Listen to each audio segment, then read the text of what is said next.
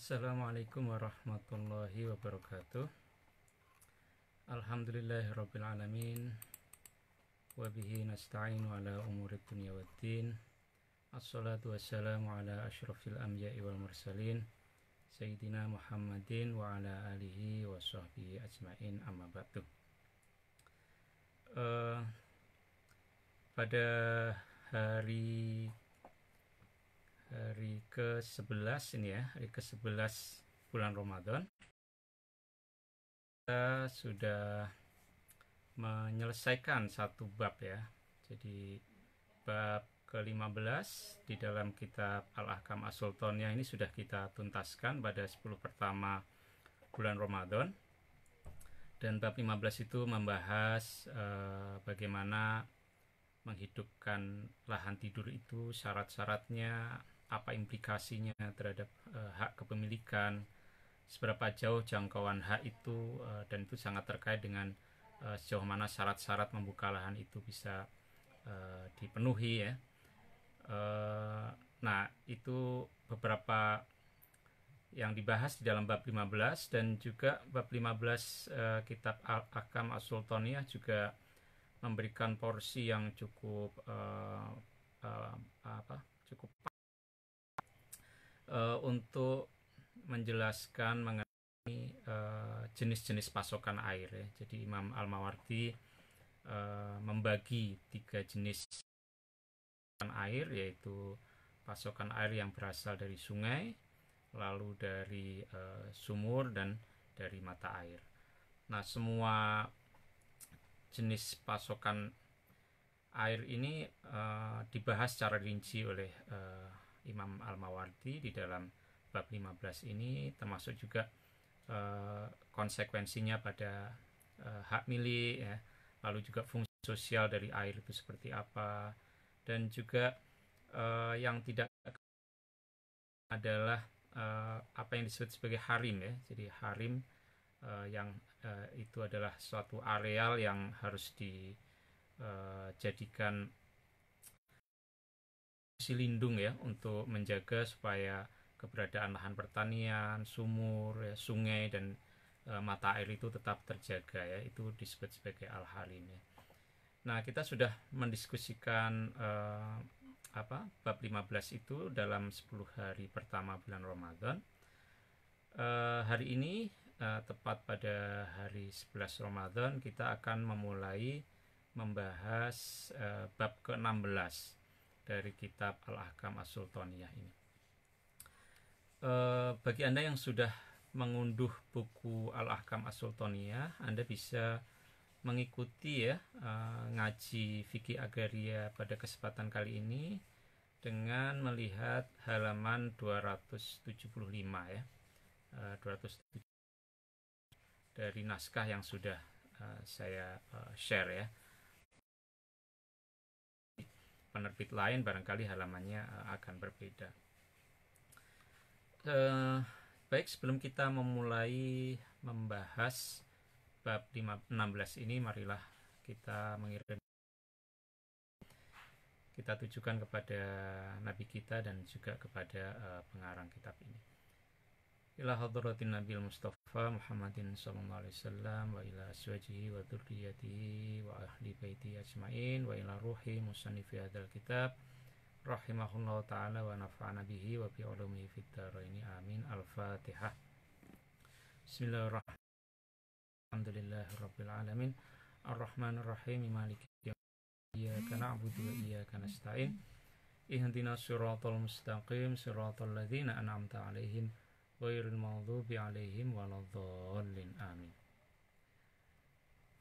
Al-babus sadisu asyar ya. Bismillahirrahmanirrahim. Al-babus sadisu asyar, inilah bab yang ke-16 ya. Bab ke-16 fil hima, mengenai hima ya, lahan yang dicadangkan untuk kepentingan bersama, tanah-tanah yang dimiliki bersama ya. Jadi al-hima ini satu areal gitu ya, yang cukup luas, yang itu secara pribadi ya, melalui kegiatan Ihyaul Mawat. Begitu juga tidak boleh dijadikan sebagai tanah yang diberikan oleh penguasa melalui iqta ya, tetapi tanah ini dicadang ya, karena itu disebut sebagai al-hima dari kata hama yahmi himayatan ya, hima ya. Jadi itu mencadangkan yang kemudian lahan itu menjadi the commons ya, sumber daya bersama yang itu kemudian semua orang yang berhak bisa mengakses areal itu ya.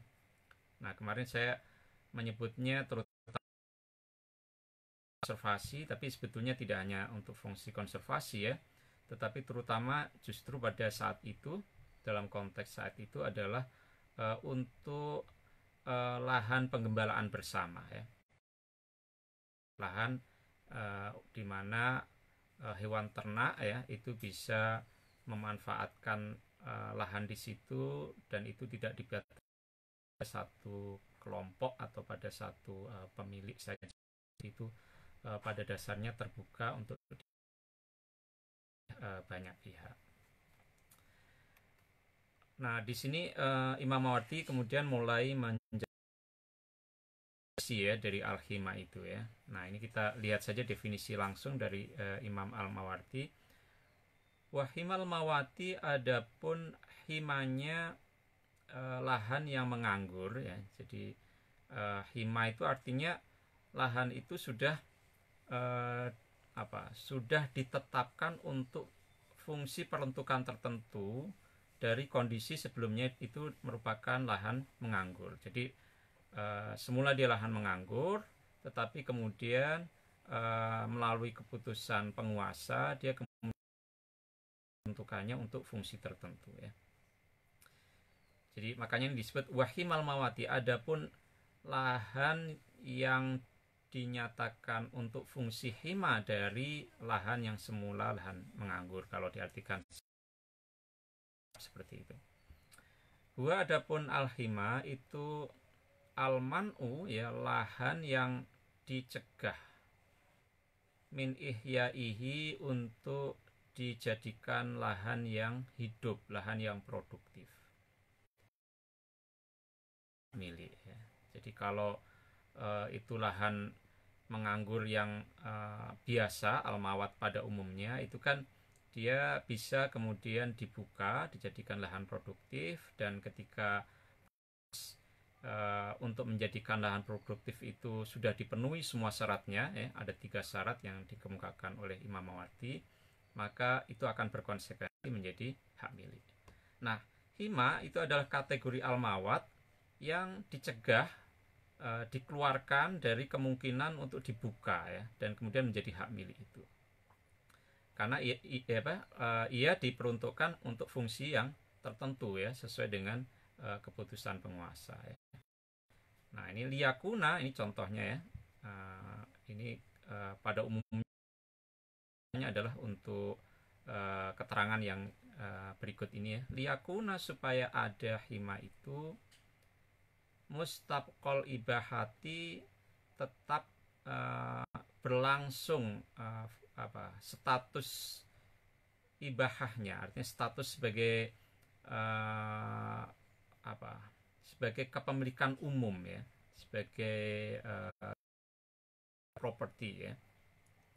Jadi mustabqol ibahati, supaya tetap berlanjut statusnya sebagai sesuatu yang terbuka untuk siapapun, linaptil kalai, untuk menumbuhkan padang rumput, linaptil kalai, untuk menumbuhkan padang rumput, wara'il mawashi, dan menggembalakan hewan ternak ya.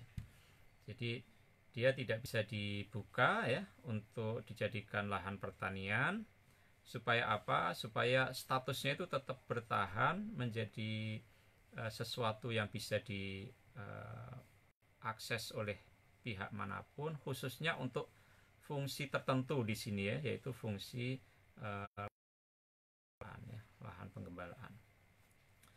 Qodhama telah mencadangkan ya, telah menjadikan sebagai hima ya Rasulullah sallallahu alaihi wasallam bil Madinati di kota Madinah. Wasoida dan Nabi mendaki jabalan satu gunung bil Baqi di Baqi ya, di lokasi yang disebut sebagai Baqi ya. Qala Abu Ubaid, berkata Abu Ubaid, huwa adapun lokasi ya, bukan Al-Baqi tapi An-Naqi namanya, bin nuni dengan nun ya. Nah, mengapa kok ada perbedaan penyebutan ini? Karena dulu kan aksara Arab ini, huruf hijaiyah ini kan memiliki tanda-tanda ya, belum ada titiknya, belum ada harokatnya gitu ya, sehingga ketika itu dituliskan dan kemudian dibaca oleh generasi berikutnya, kadang ada kebingungan apakah ini ba dengan titik di bawah ataukah ini ya. Nah, jadi ada perbedaan mengenai bagaimana lokasi ini dieja ya, spelling apakah Baqi atau An-Naqi. Nah, menurut Abu Ubaid penyebutan lokasi ini adalah An-Naqi bukan Al-Baqi. Waqala, dan bersabda Nabi, hadza, adapun lokasi yang namanya entah Al-Baqi atau An-Naqi tadi, himaya adalah wilayah yang aku cadangkan ya, wilayah himaku ya. Jadi sambil menunjukkan lokasi itu gitu ya, Nabi menyatakan ini aku nyatakan sebagai hima, kurang lebih begitu. Isyarat biadihi dengan tangan Nabi, wa asyara, dan memberi isyarat biadihi dengan tangan Nabi, ilal qa'i, ada al-qa ya, al-qa ya, ini menunjukkan lokasi yang ada di kejauhan gitu ya. Jadi artinya Nabi menunjukkan ini adalah himaku dari titik ini sampai titik di kejauhan sana yang namanya adalah al-qa. Wawa, adapun hima ini, hima yang membentang dari An-Naqi sampai al-qa ini, itu qadru milin fi sittati amyalin, itu ukurannya itu adalah 1 kali 6 mil gitu ya, luasnya gitu ya, yang membentang dari Al-Baqi sampai Al-Qa. Hamahu, Nabi menjadikan hima pada lokasi itu li khailil muslimina, untuk peruntukan padang rumput bagi kuda-kuda kaum muslimin, minal ansori, dari golongan ansor, wal muhajirin, dan golongan muhajirin. Jadi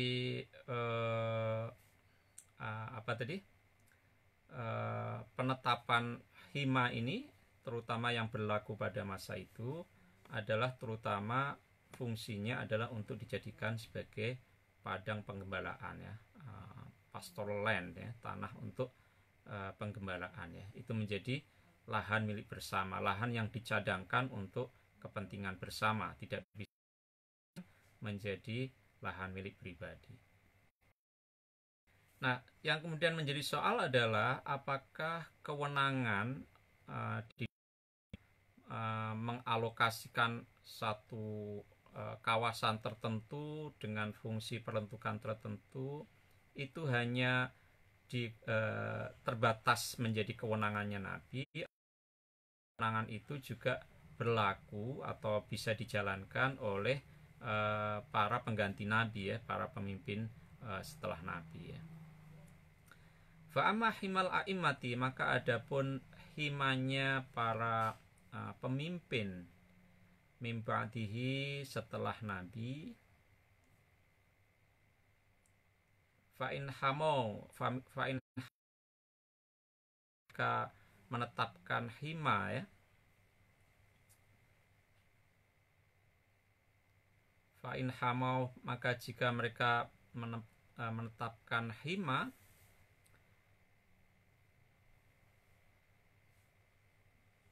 jami al-mawati, keseluruhan lahan yang menganggur, au aksarohu, atau kebanyakan lahan yang menganggur, juz tidak boleh. Jadi bagaimana kewenangan itu ketika Nabi sudah meninggal? Apakah kewenangan itu bisa dijalankan oleh pemimpin setelah Nabi atau tidak ya? Nah, menurut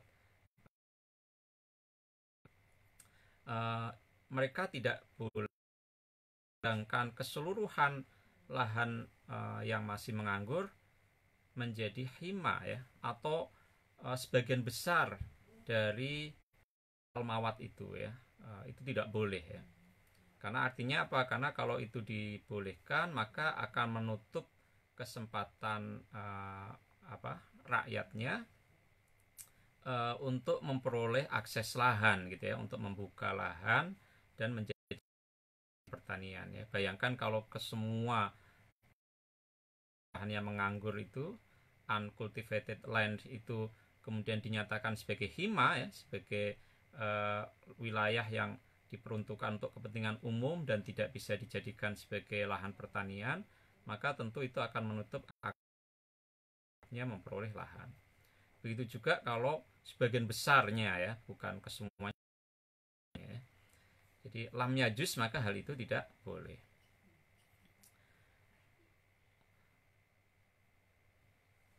Tetapi kalau yang dijadikan hima itu sebagiannya saja dan itu sesuai dengan fungsi-fungsi peruntukan yang memang dibutuhkan, yang memang mengharuskan adanya hima itu, maka itu tentu boleh. Wa in hamau, dan jika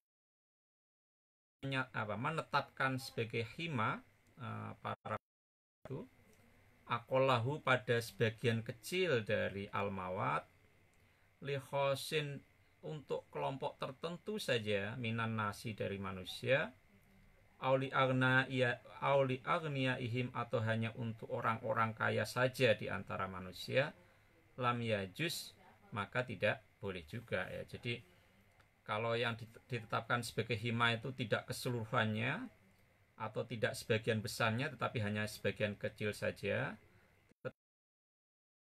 penerima manfaatnya hanya kelompok tertentu saja ya, atau orang-orang kaya, orang-orang yang mempunyai hewan ternak yang banyak gitu ya, sehingga dia butuh satu lembah bisa menampung hewan-hewan ternaknya itu. Nah, ini juga tidak boleh karena itu bertentangan dengan makna dasar dari hima sendiri ya, yang itu dicadangkan untuk kepentingan umum. Wa in hamauhu, tetap menetapkan hima ya pada al-mawat ya, lika fatil muslimina, untuk maksudnya ya untuk keseluruhan rakyat ya maksudnya, karena waktu itu kan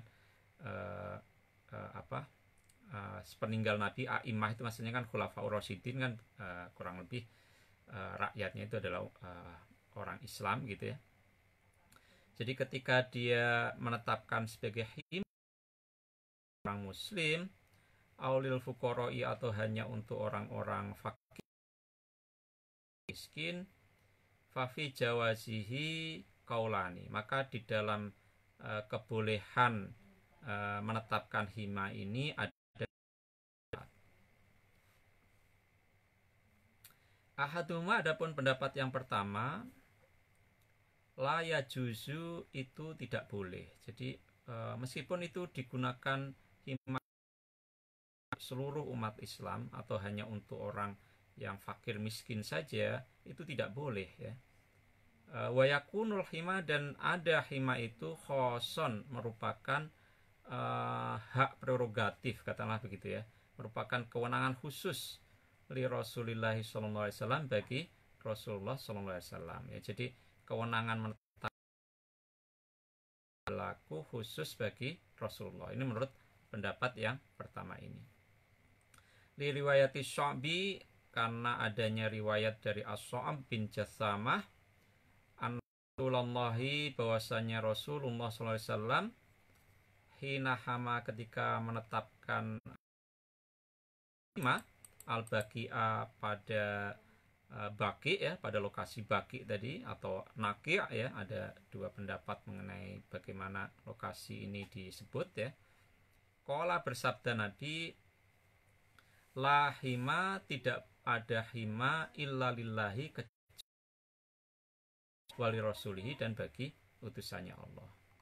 Jadi ada hadis yang bunyinya seperti ini, dan menurut golongan yang pertama ini, hadis ini menjadi dasar bahwa hima itu hanya bisa ditentukan oleh Allah dan Rasulnya ya. Dalam hal ini berarti ketika Rasul sudah wafat, para penggantinya tidak bisa menetapkan hima, karena kewenangan menetapkan hima hanya dimiliki Rasulullah. Ini pendapat yang pertama. Wal qaulus tsani, adapun pendapat yang kedua, anna himal a'immati, atau sesungguhnya hima yang ditetapkan para imam ba'dahu, setelah Nabi wafat, sepeninggal Nabi, itu jaizun, boleh, itu jaizun, boleh, kajawasihi, sebagaimana bolehnya menetapkan hima. Wewenang menetapkan hima itu bukan merupakan aktifnya Nabi, itu bukan merupakan bagian dari kenabian gitu ya. Jadi kalau kenabian kan itu hanya menjadi hanya menjadi privilege-nya Nabi ya, misalnya menyampaikan wahyu dan segala macam itu ya. Tetapi keputusan-keputusan mengenai hima itu adalah keputusan-keputusan yang sifatnya bukan bagian dari kenabian. Itu keputusan-keputusan dalam posisi Nabi, status Nabi sebagai pemimpin ya, pemimpin yang dia harus mengambil keputusan yang berguna, bermanfaat bagi rakyatnya ya. Nah, dalam status Nabi sebagai pemimpin ini dan keputusan yang terkait dengan maka hal itu bukan sesuatu yang merupakan hak eksklusifnya Nabi atau wewenang eksklusifnya Nabi. Nah, jadi menurut pendapat kedua ini, penetapan hima ya, artinya keputusan mengalokasikan satu area ya sebagai wilayah yang tidak digunakan untuk lahan pertanian ya, yang bisa dimiliki secara pribadi, tetapi dicadangkan untuk peruntukan yang fungsinya untuk dimanfaatkan bersama, yang antara lain di sini adalah untuk lahan padang penggembalaan, itu boleh dilakukan oleh para imam sepeninggal Nabi. Di anahu, karena sesungguhnya Nabi, karena ada Nabi yaf'alu, berbuat dalika, atas penetapan hima tadi, li solahil muslimina, untuk kemaslahatannya orang muslim ya. Jadi keputusan itu adalah keputusan dalam rangka menjalankan fungsi beliau sebagai pemimpin yang harus menjamin kemaslahatan rakyat yang dipimpinnya ya. Lali nafsihi, bukan Nabi sendiri. Jadi hima itu katakan hima itu hanya bagi Allah dan bagi Rasulnya ya. Nah, ini tidak berarti bahwa bagi Rasulnya itu maksudnya adalah hima itu dengan Nabi sendiri ya. Fakadzalika, maka demikian juga bisa melakukan keputusan demi menjamin kemaslahatan umat Islam secara keseluruhan. Fakadzalika, maka demikian juga orang-orang koma yang menggantikan makomahu, kedudukan Nabi ya, kedudukan sebagai pemimpin, bukan fi masolihim, di dalam menjamin kemaslahatannya umat. Di para pengganti Nabi yang menjadi pemimpin sepeninggal Nabi itu juga kemudian punya wewenang untuk mengambil keputusan-keputusan yang sejalan dengan kemaslahatan rakyat yang dipimpinnya.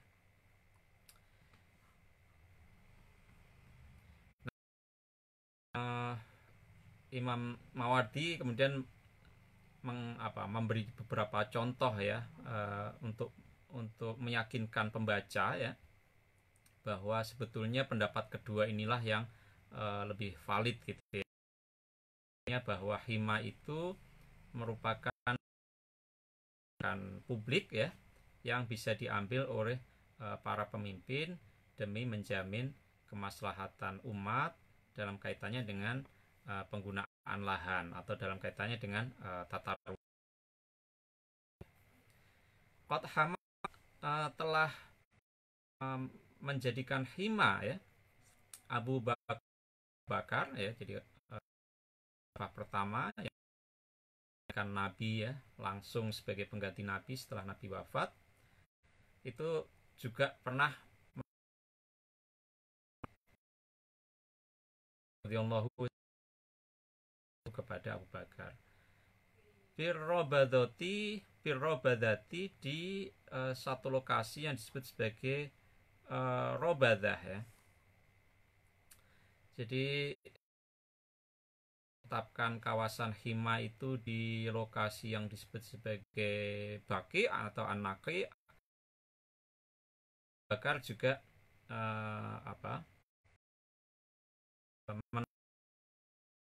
juga tetapi beda, yaitu di Robadah. Li ahli dakoti, bagi orang yang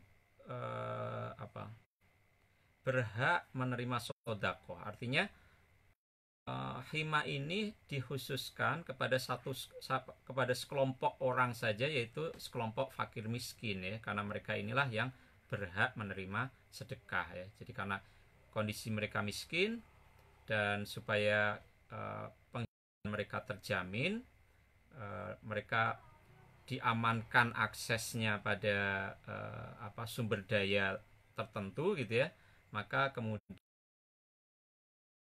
satu wilayah hima di Robadah yang ini diperuntukkan penerima manfaatnya khusus kepada orang fakir miskin yang ada di daerah itu ya.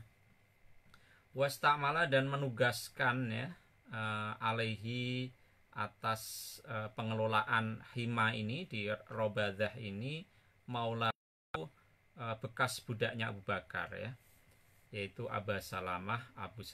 Jadi untuk mengelola hima ini kemudian ada satu petugas khusus ya ditugaskan oleh Abu Bakar supaya bisa mengatur bagaimana hima itu tetap berfungsi ya dan membawa kemanfaatan bagi orang-orang miskin yang ada di Robadah. Jadi ini juga satu presiden. Kemudian ada institusi tertentu yang kemudian akhirnya berkembang ya di dalam mengelola hima itu ya. Pada awalnya hal itu gitu ya yang ditugaskan oleh Khalifah Abu Bakar, dan petugas itu dikirim ke Robadah untuk menjaga hima di situ dan memastikan hima itu dikelola dengan baik ya, dan kemudian manfaat betul-betul dirasakan oleh kaum fakir miskin di lokasi itu. Wahama, dan telah menetapkan sebagai hima Umar ya, khalifah kedua, Umar bin Khattab radhiyallahu anhu, semoga Allah anhu kepada Umar ya.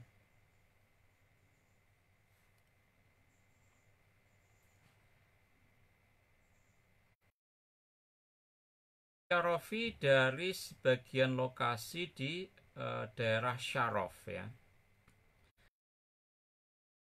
Dan hima di sebagian lokasi di Syarof ya. Mas, bagaimana halnya hamahu yang telah menjadikan hima Abu Bakar minar Robadah, dari daerah Robadah ya. Jadi kalau Nabi himanya itu yang pernah ditetapkan hima pada masa Nabi itu Nabi menetapkannya di Baqi' ya atau An-Naqi', lalu Abu Bakar itu di Robadah. Nah, kemudian menetapkan hima juga di Syaraf ya. Wawalla dan menugaskan alaihi untuk sebagai penanggung jawab atas hima di Syaraf ini maulan ya, bekas budak lahu bagi Umar ya, sama dengan Abu Bakar. Umar ini juga menugaskan satu petugas khusus ya untuk dalam pengelolaan hima di Syaraf ini ya. Dan petugas itu juga merupakan bekas budak yang dimerdekakan oleh Umar ya, sebagai maula ya. Maula itu artinya orang bekas budak yang dimerdekakan tuannya, maka dia menjadi maula bagi si bekas pemiliknya itu. Yuqalu yang dinamai lahu bagi bekas budaknya tadi itu Hunay ya, masih bekas budaknya Umar ya, yang kemudian dimerdekakan itu.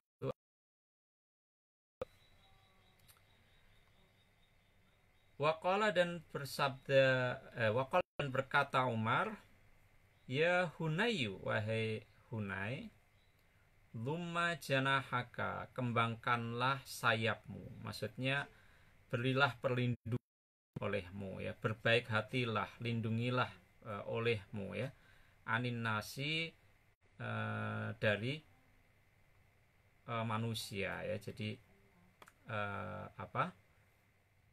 penugasan Hunay ini dengan tugas supaya dia menjamin manfaat dari hima di Syaraf itu demi kemanfaatan manusia ya, melindungi baik hati kepada mereka. Wattaqi dan takutlah olehmu da'watal mazlumi, doanya orang yang teraniaya. Jangan sampai kamu melakukan perbuatan-perbuatan yang menyebabkan hak-hak orang itu terhadang ya, tidak bisa mengambil manfaat dari hima itu, padahal kamu adalah orang yang bertanggung jawab untuk mengelolanya ya, sehingga orang yang terhalang tadi, orang yang teraniaya tadi kemudian berdoa kepada Allah karena merasa teraniaya ya. Jadi takutlah kepada doa orang yang teraniaya. Fa inna da'watal madlumi, karena sesungguhnya doanya orang yang teraniaya mujabatun itu diijabahi, dikabulkan oleh Allah ya. Jadi ada pesan khusus ya, sebelum Hunay ini ditugaskan oleh Rasulullah ke Syaraf tadi ya, untuk mengelola hima yang sudah ditetapkan oleh Khalifah Umar, yaitu supaya dia betul-betul berbaik hati ya, artinya betul-betul menjalankan tugas untuk kemaslahatan manusia, untuk kepentingan manusia penduduk di sana gitu ya, dan jangan sampai dia berbuat sesuatu yang merugikan mereka sehingga mereka akan menjadi orang yang teraniaya. Wa adkhil, dan biarkanlah masuk, artinya berilah akses gitu ya, robba syori mati, pemilik onta yang sedikit gitu ya. Jadi para penggembala ya onta yang jumlahnya sedikit gitu ya. Artinya ini peternak yang skalanya miskin ya, skalanya kecil gitu ya. Warabbal ghanimati, dan pemilik domba yang juga jumlahnya sedikit ya. Jadi ada pesan supaya Hunay ini memberi akses kepada para penggembala hewan ternak yang mereka itu tergolong penggembala yang kecil ya, bukan penggembala yang sudah kaya ya, yang jumlah. Jadi ini yang diprioritaskan di dalam hima ini adalah mereka yang jumlah hewan ternaknya sedikit. Jadi ini menarik juga ya, ada fungsi untuk pemberdayaan ya, untuk memberikan prioritas kepada para penggembala yang jumlah ternaknya sedikit. Wa iyaka, dan hindarilah olehmu, artinya cegahlah begitu ya. Wa na'mu bni dan takutlah, hindarilah olehmu kawanan ternaknya Utsman bin Affan dan Ibnu Auf ya, Abdurrahman bin Auf ya. Kenapa kawanan ternak dari dua orang ini dicegah ya? Fa innahuma, karena sesungguhnya dua orang ini sudah pengusaha kaya ini ya. Jadi dua orang ini dikenal sebagai pengusaha kaya yang besar gitu. Intahlak, jika jika binasa, maksudnya jika binasa, jika mati gitu ya, misalnya masyatuhuma, hewan ternak keduanya ya, keduanya masih bisa beralih atau bisa kembali ila nakhlin, kepada kebun kurma mereka dan lahan pertanian mereka ya. Jadi artinya mereka ini sudah kaya ya, mereka sudah punya lahan kurma, sudah punya lahan pertanian, punya hewan ternak yang banyak. Jadi mereka bukan prioritas untuk memanfaatkan hima di di Syaraf ini. Jadi prioritas lahan hima di Syaraf ini hanya diperuntukkan kepada para penggembala kecil saja.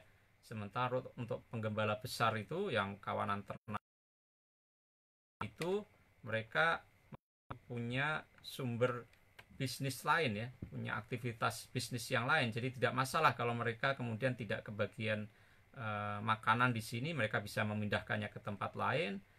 Mereka juga masih punya kegiatan bisnis yang lain, yaitu kebun kurma dan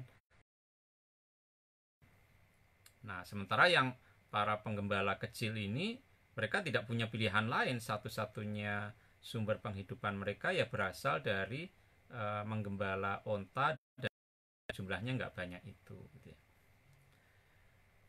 Nah, kenapa? Karena kalau penggembala kecil ini yang tidak mendapatkan akses, karena kalau akses itu dibuka untuk kawanan ternaknya Ibnu Affan dan Ibnu Auf yang jumlahnya sangat banyak itu, ya pasti yang peternak kecilnya akan tergusur ya. Wa inna rabbas syarimi, dan karena sesungguhnya pemilik atau penggembala onta yang kecil ini, yang jumlahnya kecil ini, wa rabbal ghanimati, dan peternak ya, penggembala domba yang jumlahnya kecil ini, yaktini, mereka mendatangiku ya. Kalau mereka pasti akan protes dan akan mendatangiku bi'ayalihi, dengan membawa keluarga mereka ya. Mereka akan menghadap Khalifah Umar dan mereka akan protes, ya Amirul Mukminin, wahai pemimpin orang-orang beriman, afatarikuhum ana ya. Jadi ini pertanyaan yang retoris tapi penuh dengan nada protes ya. Apakah aku harus menelantarkan mereka ini ya, maksudnya keluarganya ini, ana ya, aku ini gitu ya. Jadi ketika mereka tersingkir dari hima tadi, karena adanya kawanan ternak yang dimiliki oleh Ibnu Affan dan Ibnu Auf, maka mereka pasti tidak akan bisa mendapatkan tempat ya untuk menggembalakan hewan ternaknya, dan itu artinya kehidupan mereka akan terancam ya, sehingga mereka protes kepada kepada Amirul Mukminin, kepada Khalifah Umar. Jadi apakah aku harus menelantarkan anak-anak saya ya, karena aku tidak bisa menggembala lagi di lokasi itu. La abalak ya, ini mungkin satu idiom ya, saja sama sekali tidak begitu ya, sama sekali ya.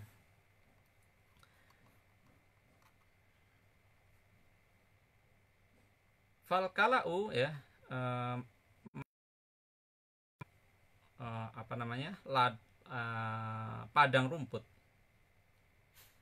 itu ahwanu, lebih rendah nilainya, alaiya, bagiku, minat dinari dari uang emas ya, dirhami dan uang perak.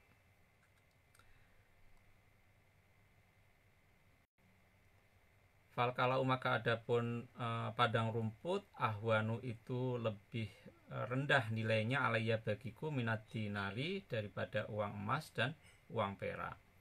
Walladzi nafsi, dan demi zat nafsi yang jiwaku biadihi ada di tangan kekuasaannya ya, artinya ini bersumpah demi Allah.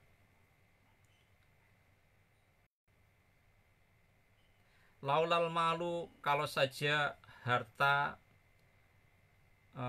alladzi ahmilu, yang alaihi,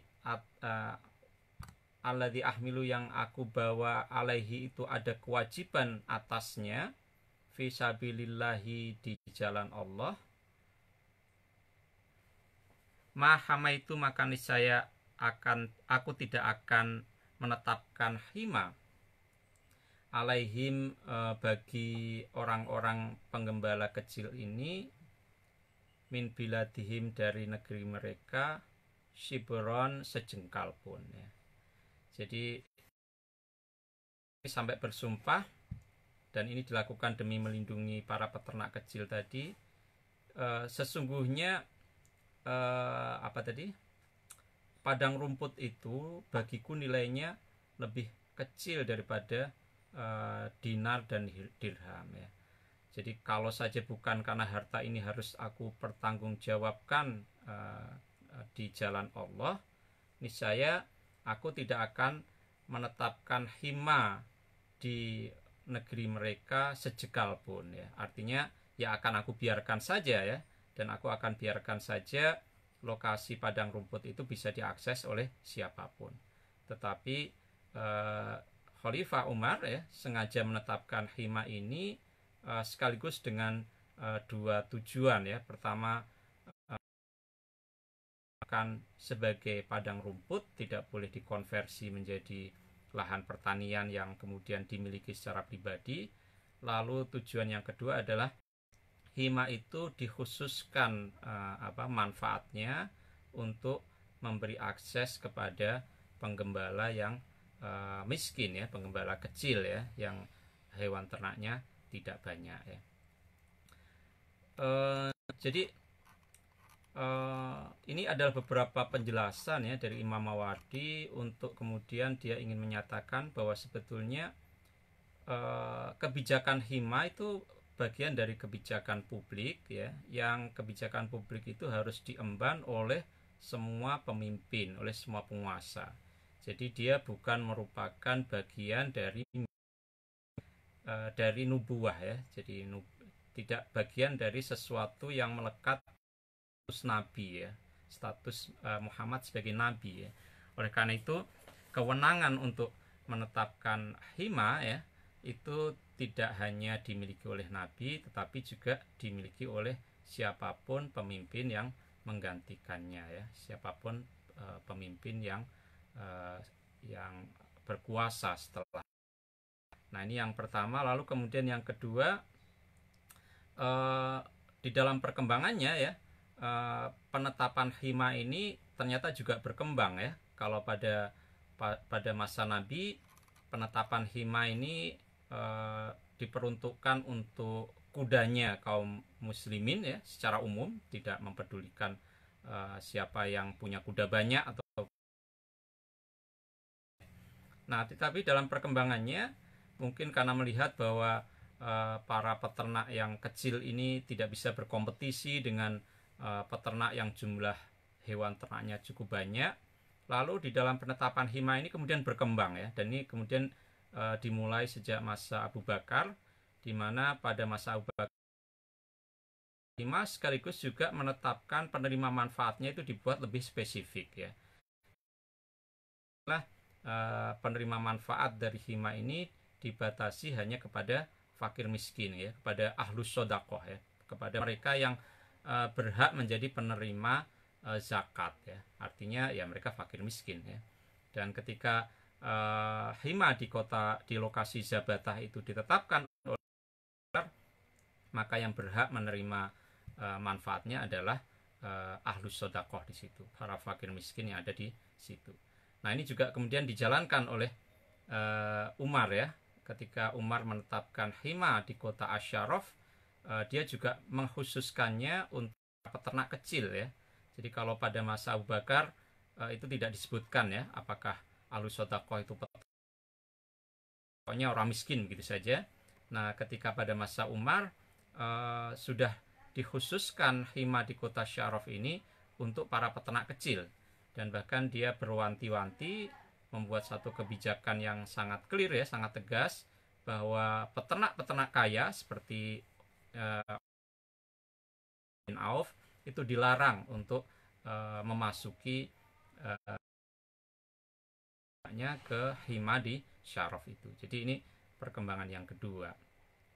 Perkembangan yang ketiga adalah sebagai contohkan dirintis oleh Abu Bakar dan kemudian juga diikuti oleh Umar adalah ditunjuknya satu petugas khusus ya di dalam mengelola ini. Jadi misalnya Abu Bakar ketika menetapkan hima di Robadah, dia menugaskan maulanya yaitu Aba Salamah ya.